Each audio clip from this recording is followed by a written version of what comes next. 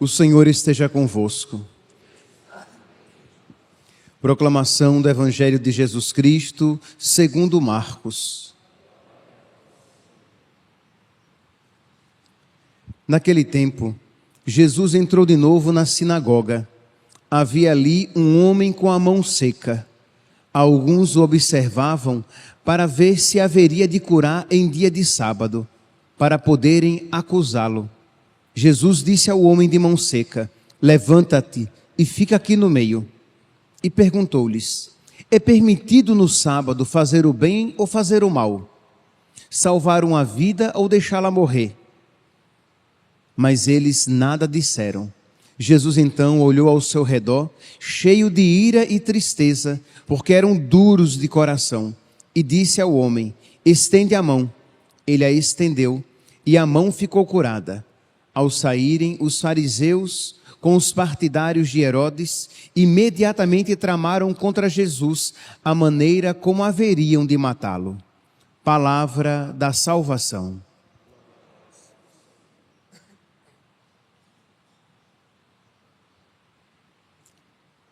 Caríssimos irmãos e irmãs, temos a alegria de celebrar hoje a memória de São Vicente, diácono e mártir.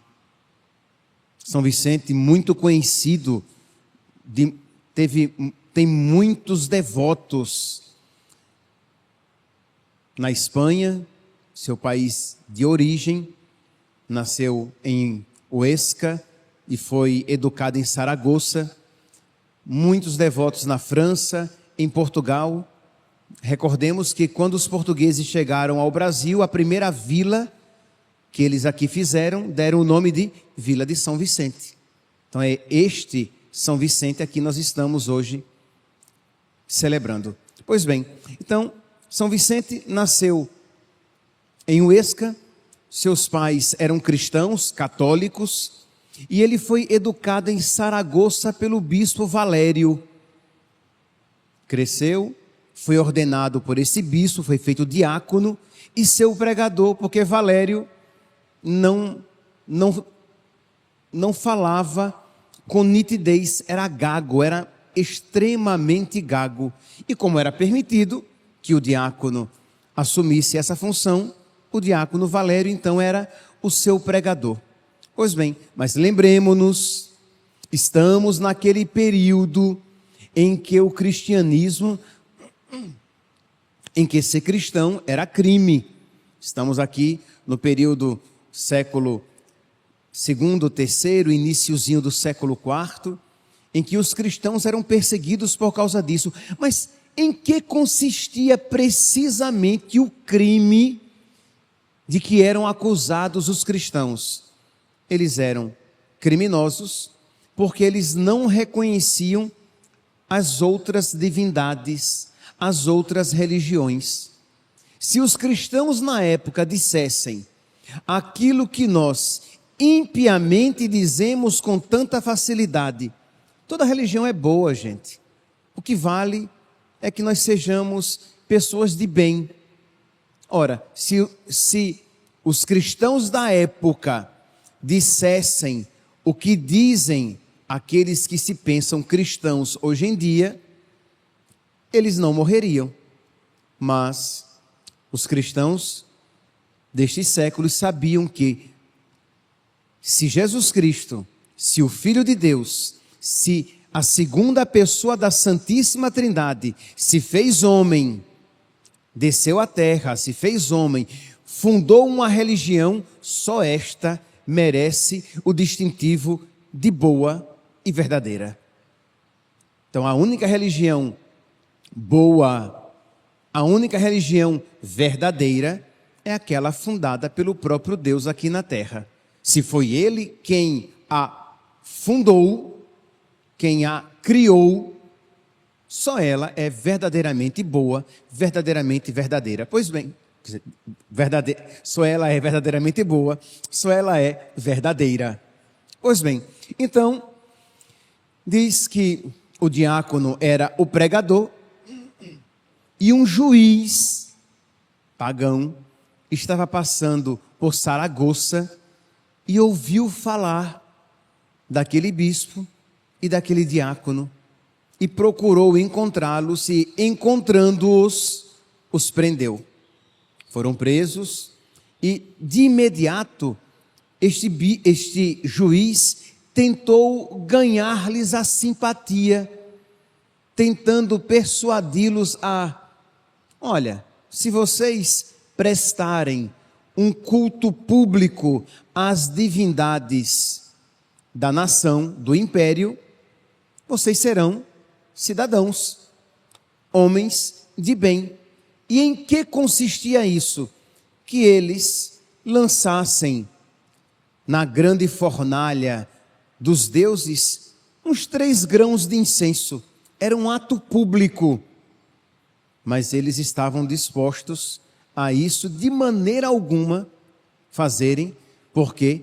Porque eles não iriam prestar culto àquelas divindades mortas, àquela mentira que só existe um Deus verdadeiro. Pois bem, então, aquilo que no início era simpatia, tornou-se agora violência. Então eles começaram a ser interrogados. E como o bispo não falava com facilidade, pediu então que o seu diácono falasse em seu nome. Ele que já pregava em seu nome, que agora então fizesse a defesa em seu nome. O que o diácono dissesse, diria então por ele, pelo diácono e pelo bispo. E diz que o diácono defendeu a fé, o diácono Vicente, defendeu a fé brilhantemente, atraindo de tal maneira o ódio do algoz e daquele juiz, que exilou aquele bispo, mandou para terras distantes e estranhas e puniu com a morte o diácono Vicente. Ele seria levado às unhas de ferro, que eram garfos de aço, que cortavam de tal maneira as carnes da pessoa, que em muitos casos se podia ver os ossos e os órgãos, as vísceras. E diz que o diácono, tendo as suas carnes rasgadas, mantinha uma tranquilidade e o louvor nos lábios. Não só quando ele soube, quando aquele juiz disse que ele sofreria a pena capital, a morte, ele responde: isto é o que eu sempre desejei. Isto foi o objeto dos meus mais fervorosos desejos. Isto é, ele rezava, pedindo a Deus a graça de por ele morrer. Meus irmãos, ou esta multidão de mártires e de santos que isso desejaram são loucos, que se nós pegarmos os mártires, se nós pegarmos São Paulo que vai dizer lá na carta aos Filipenses que Deus concede a uns, a todos crer, mas a uns também por ele sofrer. Isto é uma eleição que Deus concede a alguns para que sofram por ele e por Deus de uma maneira única, de uma maneira mais radical. E os santos sempre viram naquela eleição uma escolha para amar mais, porque vai se configurar mais intimamente a Jesus Cristo. Ora, se nós estivermos fora do espírito cristão, nós iremos achar isso loucura, nós iremos achar algo não desprezível, mas algo não desejável. Não, padre, pelo amor de Deus, Deus me livre sofrer. Deus me livre sofrer tanto assim. Pois bem, vá dizer isso para Santa Teresa de Calcutá, que dizia: eu quero amar até doer. Vá dizer isso à pequenina de Lisieux, que pedia que todos os sofrimentos viessem sobre ela, porque ela sabia que se configurando mais a Cristo poderia amar. Vai dizer isso a Santa Rosa de Lima, que pedia que maiores sofrimentos lhe fossem concedidos, desde que ela amasse mais a Deus, que eles não o afastassem dele. Vai dizer a Padre Pio, que se oferece como vítima. Vai dizer isso a Santo Inácio de Antioquia, que diz: eu quero ser trigo de Deus nas presas das feras. Nós, meus irmãos, só temos tanto medo do sofrimento e até mesmo uma certa repulsa, é porque o nosso nível espiritual é baixo. A nossa configuração com Cristo é superficial. A nossa vida de oração é rasteira. E aí, quando nos é apresentado esta riqueza espiritual, os carnais não conseguem compreendê-la. Então precisamos nos tornar espirituais para que compreendamos as coisas do Espírito, porque os carnais só compreendem as coisas da carne. Olha, uma casa muito bonita no alto da montanha, diante de uma praia. Nossa, que maravilha! Olha, uma conta bancária poupuda em que você não vai passar por dificuldades financeiras. Que maravilha! Olha, uma vida longeva, cheia de saúde, você com muita beleza, sem nenhuma prega na cara. Nossa, que coisa desejável! Os carnais só desejam as coisas carnais. Mas os espirituais compreendem a beleza de amar a Cristo a tal ponto de por ele sofrer. E São Vicente, diácono e mártir, isso compreendia. Pois bem, então estava ele sendo rasgado nas suas carnes e louvando a Cristo, de modo que depois o levaram para a cama de fogo. Primeiro as unhas de ferro, depois a cama de fogo, que era uma grelha pontiaguda, com chamas suficientes para causar dano e dor, mas não para matar, para que fosse queimando aos poucos. E ele é ali colocado, e ali ele louva a Deus. E você já está dizendo: mas padre, mas isso é impossível. Pelo amor de Deus, como é que alguém vai louvar a Deus sendo queimado, tendo tido as carnes rasgadas? Como assim? Sim, meus santos, isso é verdade.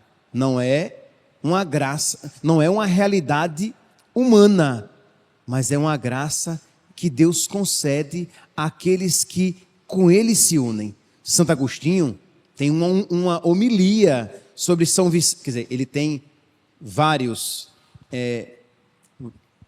palavras sobre São Vicente. Vou ler aqui um trecho de uma homilia sua, em que ele fala sobre isso. Ele diz assim: ninguém, portanto, se envaideça de sua força interior quando fala. Ninguém confie nas próprias forças quando é tentado, porque se falamos bem e com prudência, é de Deus que nos vem a sabedoria. E se suportamos os males com firmeza, é dele que vem a nossa força.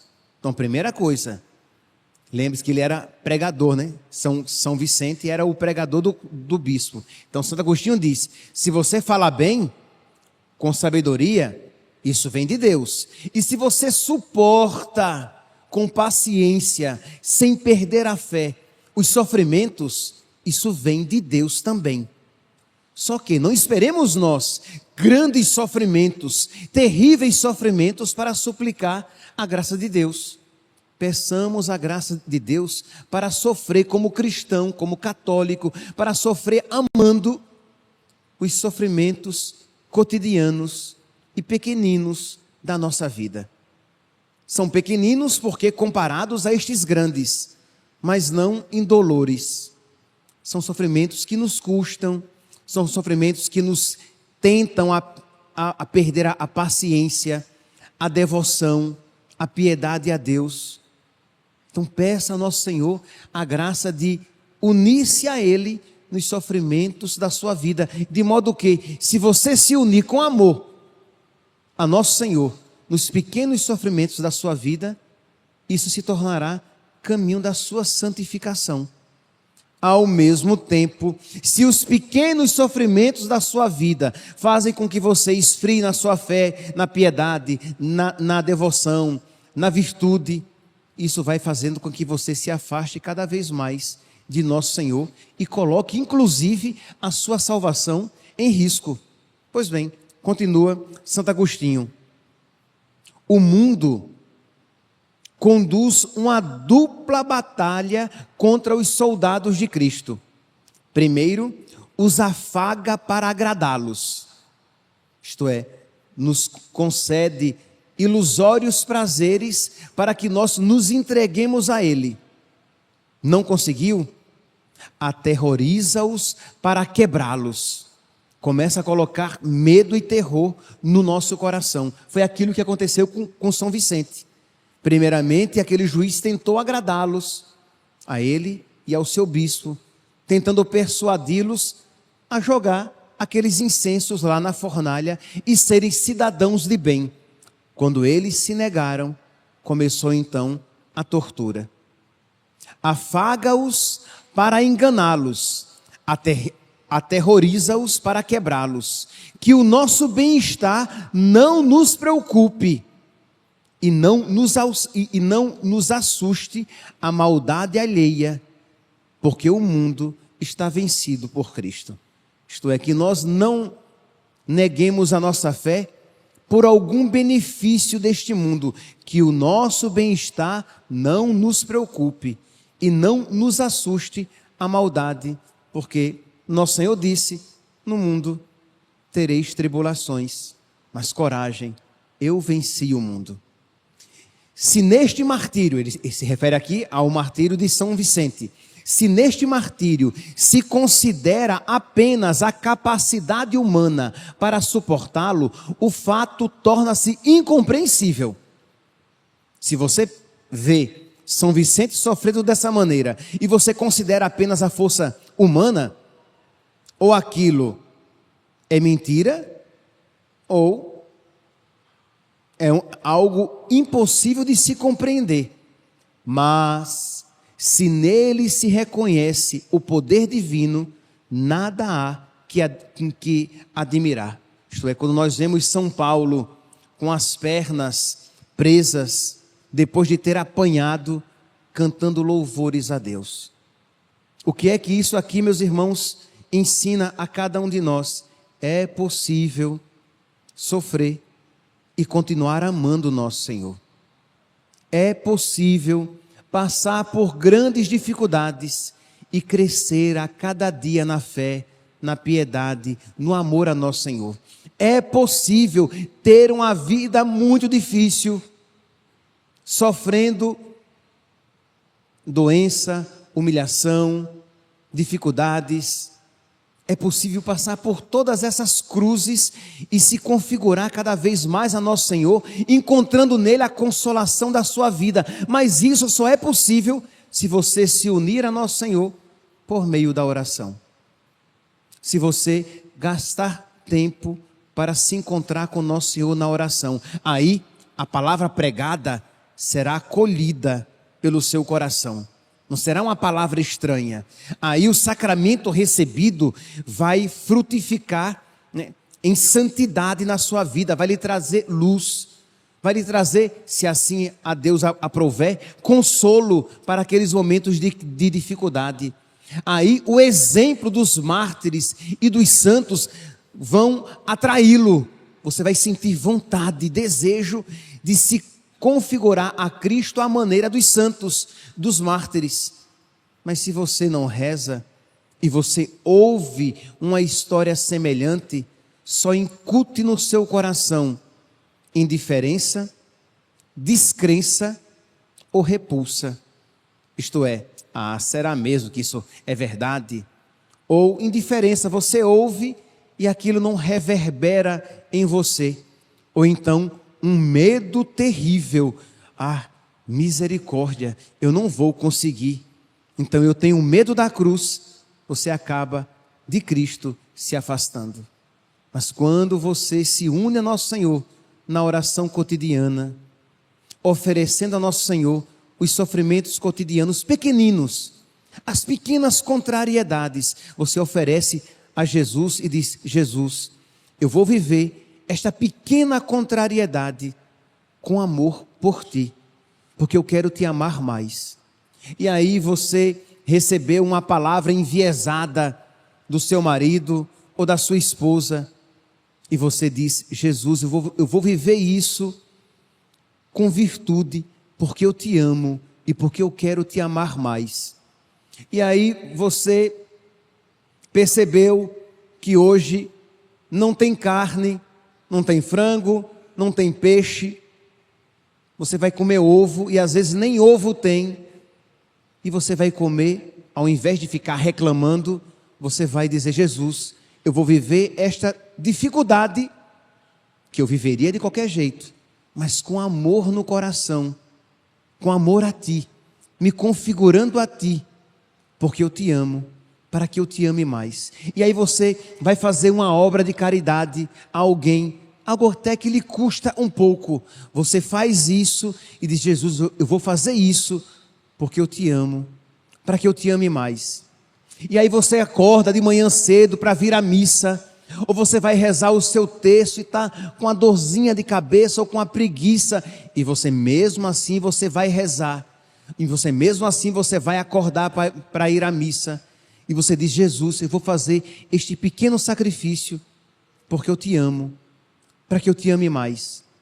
E aí você experimenta mais uma vez uma dificuldade na sua vida, não sei se uma doença, se algo que você gostaria muito de alcançar e que você não alcançou, algo que o humilha, e você diz: Jesus, eu vou viver essa situação dolorosa da minha vida com paciência, sem reclamar, na fé, te louvando, porque eu te amo e quero te amar mais.